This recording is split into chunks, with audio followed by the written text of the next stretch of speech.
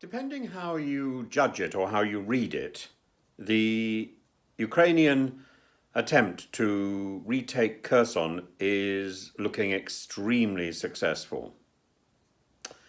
Of course, they're not, as far as we can see, they're not doing a full-scale assault on the city itself. They've taken a lot of villages around the city, and the news is scanty because very wisely, Ukraine is not giving a blow-by-blow description to the media.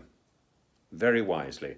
However, we are getting information from Russians, and particularly from Russians living in that area, and from Russian troops. There is a sense of demoralization, there is a sense of growing panic, there is a sense of despair. Now, what is Ukraine trying to do?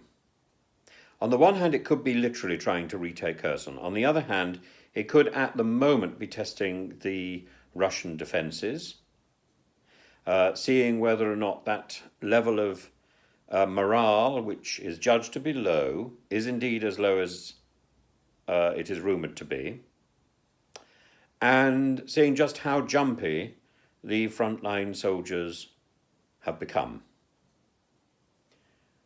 I think it's going to take a few more days before we see what sort of progress Ukraine has made, and indeed, if this is just a foray into the area, we're not going to see very much progress in reality at all at the moment, but we will see it soon.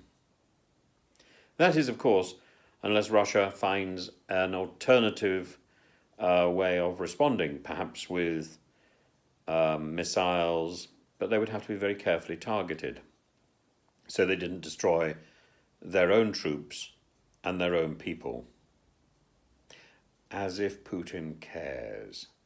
Do remember, Mr. Putin came to power with a determination to squash the Chechen separatists, and he did this by bombing 4 out of 5 apartment blocks and killing innumerable Russian citizens in the process.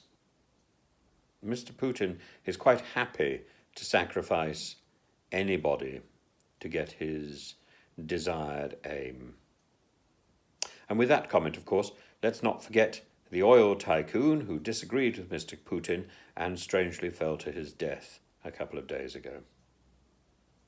Mr. Putin, what should we say? Dangerous man, don't cross him.